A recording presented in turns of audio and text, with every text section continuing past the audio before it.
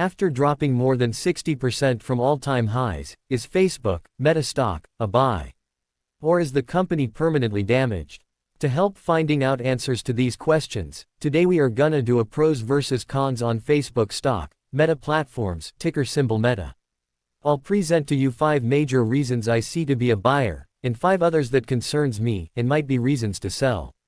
Just a quick reminder, this is not financial advice, I'm not a financial advisor. Now, moving on to the main topic of the video, 5 pros and cons for Meta stock. Let's begin with the pros. 3 billion monthly active users. As you are probably aware, Meta owns Facebook, Messenger, Instagram and WhatsApp, summing up to over 3 billion monthly active users, basically any person with access to internet in the world, except for China and a few other countries. No other company has this many users, which does give them a competitive edge in many situations. In one way or another, it is safe to say that Zuck's company has been touching all our day-to-day lives for almost 2 decades now.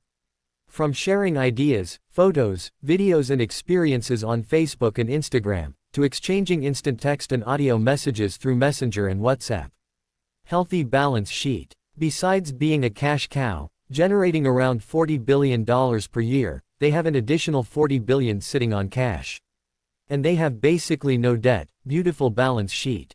This gives Meta the ability to invest heavy in new developments and to go through cycles of recession without suffering major damages.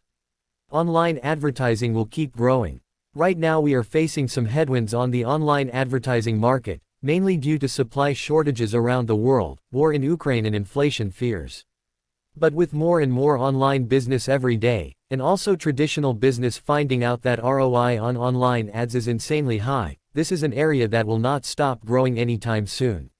Low valuation. In terms of earnings and cash flow generation, Meta's valuation is the lowest it has ever been since it became public in 2012. A 12 PE is incredibly low for a company with their growth history. Opportunities ahead. WhatsApp, the most used app for communication in the world, is just getting started on monetization. Although it is a hard app to monetize, Meta is now focused on developing new paid tools for companies, which could bring a significant amount of additional revenue. And last but not least, the Metaverse, Zuck's big bet for the next decade. It is supposed to be a $1 trillion industry, completely revolutionizing the internet is the new greatest technology since the iPhone. Take this with caution though, it could also be viewed as a con, for reasons I'll present later on this video. Okay, let's talk risks, competitors, the big cons for Meta.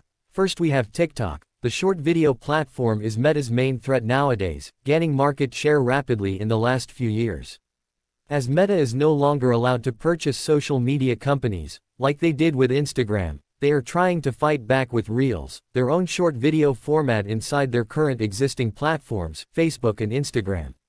This strategy has been done before with Stories, when Snapchat came out. So the good news is they have experience with that and were successful in the past.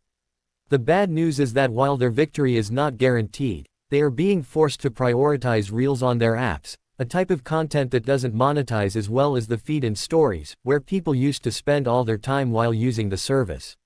With that, revenue per user has dropped a little. Apple privacy changes. Another problem is the privacy changes made from Apple last year. Now iPhone users can decide if they want to be tracked and shown targeted ads. According to Zuckerberg, this change is costing them around $10 billion per year. Antitrust issues. Not being able to purchase smaller companies related to social media is a real threat for Facebook. As every day there is a new social media company, they have to develop every new tool to compete, while in the past, and currently with other companies, the big player just buys the smaller one and guarantees the lead going forward. This also shows that although they have 3 billion users, the barrier of entry is not that unbreakable. Share buyback. One problem I see and just can't get my head around. The whole meaning of doing share buybacks is to increase investors' position by reducing the amount of shares on the market, which is great. It's also important to note that the most beneficial time to do buybacks is when the stock price is at fair value or below. Meta was doing $15 to $21 billion buyback per quarter last year, when prices were more than double of today's price. Now, after this huge drop in prices, they are buying back less than $10 billion per quarter. It doesn't make much sense. Is management not as bullish anymore? Seriously, what is up with that? This con could easily turn into a pro. Meta has the resources to do it. In my view, they should do around $15 billion buybacks in the next 2 quarters. That would make up for the first 2 quarters and get close to 10% of the company's shares bought back in 2022. But, if they continue doing below $10 billion per quarter, red alert. Finally, we have the Metaverse. Although it might have a great future ahead, Meta is spending billions of dollars into it every year, and they don't expect positive returns anytime soon. The famous Oculus, now Meta Quest, is the main hardware to access it. So far it's a very bold move from Meta, considering it's a totally new market that requires tons of billions to create with not many success guarantees. Especially when you consider companies like Apple, Microsoft and Nvidia as your future direct competitors. That's it for today, folks. Hope the video was helpful. Let me know in the comments if you have additional pros and cons, and if you agree or not with the ones I came out with. Don't forget to like and subscribe. Be safe out there.